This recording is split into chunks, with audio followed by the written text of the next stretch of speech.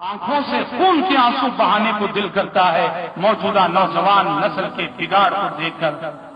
غلط صحبتوں میں مبتلا یہ نوجوان نسل غلط صحبتوں میں مبتلا ہو کر غلط عادتوں میں مبتلا ہوتی ہے، اور ہم سمجھتے ہیں کہ اس بگاڑ میں سب سے بڑی ذمہ داری ہے، اس بگاڑ کے سب سے بڑے ذمہ دار، مجھے معاف کیجیے، خود ان کے ماں باپ، خود ان کے والدین ہیں، خود ان کے ماں باپ ہیں۔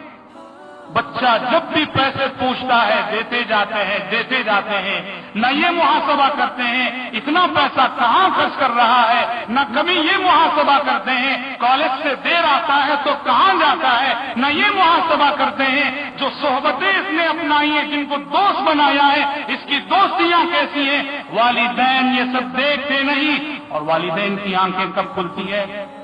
جب بچہ بگڑ جاتا ہے اور بگڑ کر اس حد کو پہنچ جاتا ہے کہ جہاں اس کی اصلاح ناممکن ہو جاتی ہے، وہاں والدین کی آنکھیں کھلتی ہیں اور خون کے آنسو ہوتے ہیں۔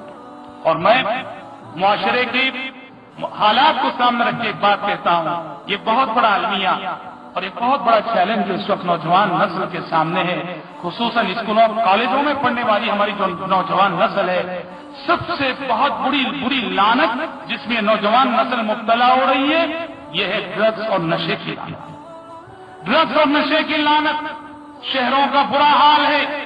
میرے علم میں ایسے کتنے واقعات ہیں، گھر اور خاندان کی عزت کا سوال ہے، ماں باپ اپنے آنسو بند کمروں میں بہا رہے ہیں، باہر کہہ نہیں سکتے، بتا نہیں سکتے۔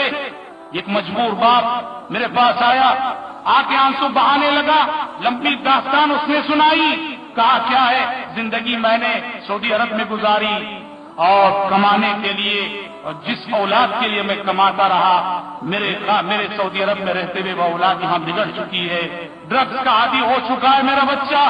آپ یقین کیجئے، آتے ہیں وہ روتے ہیں، آنسو بہاتے ہیں، کروڑوں کی جائیداد ہے، لاکھوں کی نہیں، بے مجبور ہو کے وہ انسان کہتا ہے کہ کاش کوئی ہو جو مجھ سے یہ کروڑوں کی جائیداد لے لے اور میرے اس بچے کو درست کر دے، میرے اس بچے کو درست کر دے۔ کیونکہ ڈرگس ایک ایسی لعنت ہے میرے بھائی، یہ جس کے اندر آ گئی، جو اس لت میں مبتلا ہو گیا، میں کہہ نہیں سکتا، میرے پاس الفاظ نہیں کہ زندگی کیسے عذاب بنتی ہے۔ گھر اور خاندان میں لمحہ لمحہ ایک منٹ عذاب ہے، اتنا بڑا خطرہ رہتا ہے، کبھی وہ اپنی ماں کے زیور چرائے گا، کبھی اپنی بہن کے زیور چرائے گا، کبھی پڑوس میں چوری کرے گا، اور اگر ماں باپ اپنا ہاتھ ٹائٹ کرتے ہیں، پیسہ نہیں دیتے ہیں، یہ شخص اپنے ماں باپ پہ قاتلانہ حملہ کرنے سے بھی گریز نہیں کرے گا۔ اللہ المستعان۔ نوجوان نسل آج ڈرگس کی اس لعنت میں بری طرح سے مبتلا ہے، جس کی وجہ سے کئی گھرانوں اور خاندانوں کا سکون ضائع ہے۔ ضرورت ہے کہ خاص کر ہم اپنے نوجوانوں پہ نظر رکھیں، اور یہ پہلی ذمہ داری ماں باپ پہ عائد ہوتی ہے۔ ہم ماں باپ ہونے کی حیثیت سے اپنے بچوں پہ احتسابی نظر ڈالیں، یہ کہاں جاتے ہیں، کن سے ملتے ہیں۔ بگڑنے سے پہلے ذرا سی جستجو ہو، تھوڑا بہت بگڑے ہوئے بچے آسانی سے قابو میں آ سکتے ہیں، لیکن بگاڑ کی انتہا کو جو بچے پہنچ جاتے ہیں، ان بچوں کے لیے بہت خون کے آنسو بہا کر بھی والدین ناکام ہوتے ہیں۔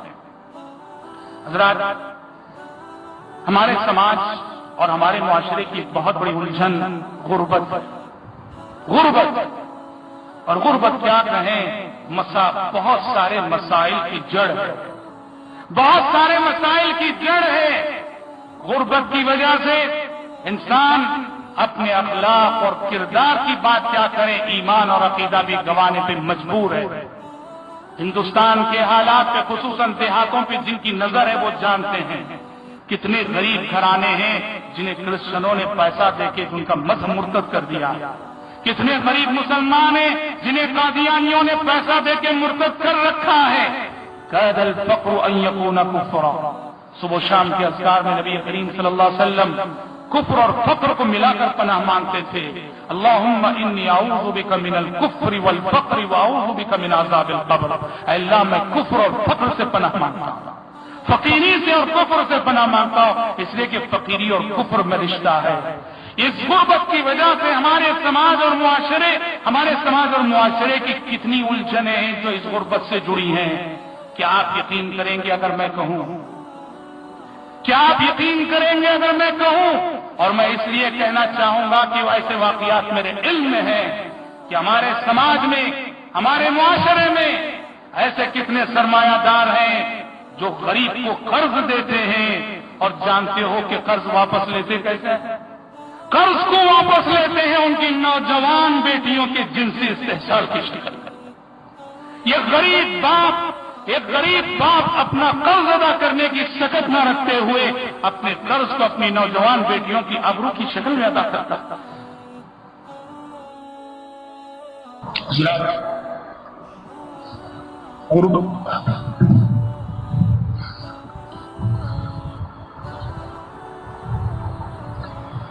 غربت نے جو مسائل ہمارے سماج اور ہمارے معاشرے میں پیدا کر رکھے ہیں، اس میں سے ایک بہت بڑی الجھن اور ایک بہت بڑا مسئلہ سود کی لعنت ہے۔ ہمارا غریب طبقہ 5,000 کے لیے اور 10,000 کے لیے مارواڑیوں کا غلام ہے، صرف 5,000 کے لیے اور صرف 10,000 کے لیے مارواڑیوں کا غلام ہے۔ اور ایسا غریب طبقہ ہے، سال گزر جاتے ہیں، وہ 5,000 کا قرض وہ چکا نہیں سکتے، 10,000 کا قرض وہ چکا نہیں سکتے، صرف سود کی رقم چکانے ہی میں جو ہے ان کی ساری آمدنی خرچ ہو جاتی ہے۔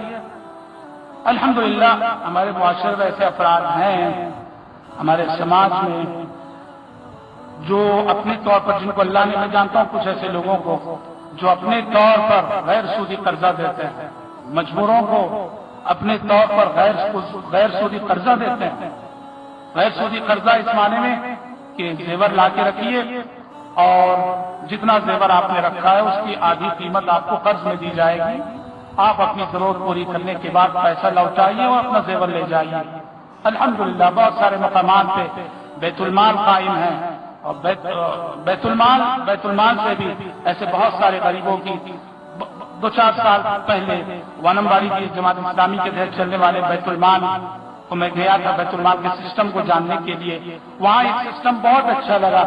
جو غریب لوگ ہوتے ہیں، غریبوں کو 10,000 روپے قرض دیا جاتا ہے، 10,000 روپے۔ وہ ترکاری کا بزنس کریں، فروٹ کا بزنس کریں، جو عام طور پہ کم سرمایہ میں ہونے والی جو تجارتیں ہوتی ہیں، اور وہ جہاں بزنس کرتے ہیں روزینہ ان کے پاس بیت المال کا نمائندہ جائے گا، 100 روپے ان سے وصول کر کے آئے گا۔ 100 روپے دینا ان کے لیے کوئی مسئلہ نہیں۔ اس طرح 3 مہینوں 3-3.5 مہینوں میں یہ 10,000 کا قرض ادا ہو جاتا ہے، وہ اپنے پیروں پہ کھڑے ہو جاتے ہیں۔ ہمارے پاس غریب طبقے کو اونچا اٹھانے کے لیے ایسے منصوبے ہونے چاہیے۔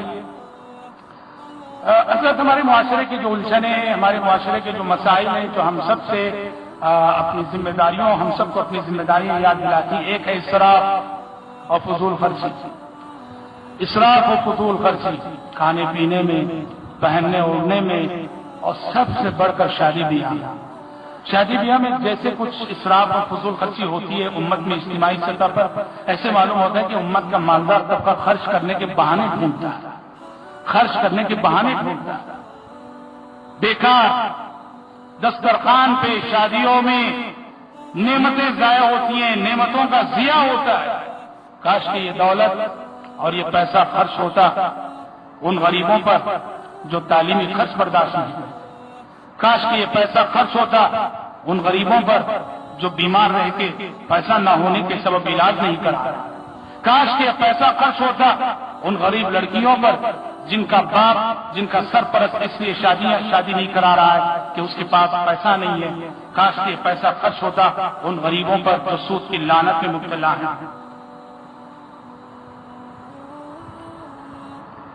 ایک اور مسئلہ ہمارے سماج کی الجھنوں اور سماج کے مسائل میں ایک بہت بڑا مسئلہ اور ایک بہت بڑی الجھن یہ بھی ہے کہ بکھرتے خاندان، ٹوٹتے رشتے، اور آئے دن ہونے والے، بکثرت ہونے والے طلاق کے حادثات اور طلاق کے واقعات۔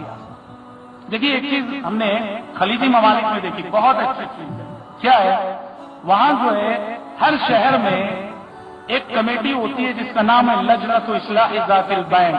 یہ غیر رسمی کمیٹی، کچھ افراد جو اپنے طور پر حکومت کی تائید بھی انہیں حاصل رہتی ہے، لجنۃ اصلاح ذات البین، کہ وہ میاں بیوی جن میں اختلافات آ جائیں یا دو بھائی جو آپس میں لڑ پڑے، رشتہ دار لڑ پڑے، دو تاجر آپس میں لڑ پڑے، ان کے درمیان صلح کرانے والی اور کمپرومائز کروانے والی کمیٹی.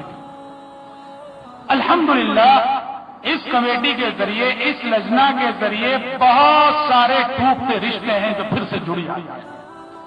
ایسے سمجھدار افراد اس کمیٹی میں ہوتے ہیں جن کے طرز تفہیم سے، جن کی دور اندیشی سے لڑکے کو کیا کہنا ہے، لڑکی کو کیسے سمجھانا ہے. الحمدللہ ہندوستان میں اس کی بڑی کمی ہے.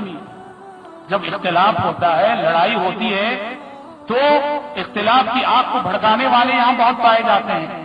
اختلاف کی آگ کو بجھانے والے، اختلاف کی آگ کو بجھانے والے، صلح کرانے کی فکر کرنے والے یہاں بہت کم ہے، بہت کم. صلح کروانا نبی کریم صلی اللہ علیہ وسلم کی عظیم سنت ہے. ضرورت ہے خصوصاً میاں بیوی کے مسائل میں. یہاں ایسی کمیٹیوں، الحمدللہ جماعت سے کام ہوتا ہے صحیح، لیکن منظم طریقے سے اور اس کام کو منظم کرنے کی ضرورت ہے، اور ان ٹوٹتے رشتوں کو پھر سے جو ہے جوڑنے کی ضرورت ہے. حضرات ہمارے معاشرے کا ایک بہت بڑا مسئلہ جو ہے بیوہ عورتیں ہیں. بیوہ عورتیں چاہے وہ متوفی عنہا زوجہ ان کے شوہروں کا انتقال ہو گیا ہو، چاہے وہ طلاق شدہ ہو، چاہے وہ کھلا لیوی عورتیں ہوں یا پھر غیر شادی شدہ عورتیں ہوں، ہمارے معاشرے کی بہت ساری الجھنیں اور بہت سارے مسائل ہیں جو ان سے تعلق رکھتے ہیں، اور بہت ساری اخلاقی بیماریاں ہیں جو اس طبقے سے تعلق رکھتے ہیں. ہمارے پاس سروے ہونا چاہیے. ہر گاؤں میں ہمارے پاس سروے ہونا چاہیے، ہر ایریے، ہر محلے کا سروے ہونا چاہیے. کہاں کتنی بیوائیں ہیں جن کا کوئی رکھوالا نہیں، جس کی سرپرستی میں یتیم بچے ہیں، جن کا کوئی پرسان حال نہیں، ہمارے پاس اس کا سروے ہونا چاہیے. الحمدللہ ایسے کچھ ادارے ہیں، بنگلور وغیرہ میں ایسے کچھ اداروں کو میں جانتا ہوں جو الحمدللہ ہر محلے میں سروے کر کے ایسی بیوائیں جن کے کوئی رشتہ دار ان کا دیکھ بھال نہیں کرتے، جن کا کوئی پرسان حال نہیں، ماہانہ ان کے اخراجات، ماہانہ ان کا جو بھی راشن ہوتا ہے غلہ ہوتا ہے سب پہنچا. بہرحال کہنا یہ ہے کہ سماج اور معاشرے کا بگڑا ہوا یہ منظرنامہ، اس کی اصلاح کی ذمہ داری ہم سب پر عائد ہوتی ہے، اور سب سے زیادہ یہ ذمہ داری علماء پہ عائد ہوتی ہے، ائمہ مساجد پہ عائد ہوتی ہے، عمائدین شہر پہ عائد ہوتی ہے، اصحاب اثر و رسوخ پہ عائد ہوتی ہے، جنہیں اللہ تعالیٰ نے سماج اور معاشرے میں مقبولیت ادا کی ہے، ان پہ عائد ہوتی ہے. ہم سب کی ذمہ داری ہے ہم اپنی ذمہ داریوں کا احساس کریں.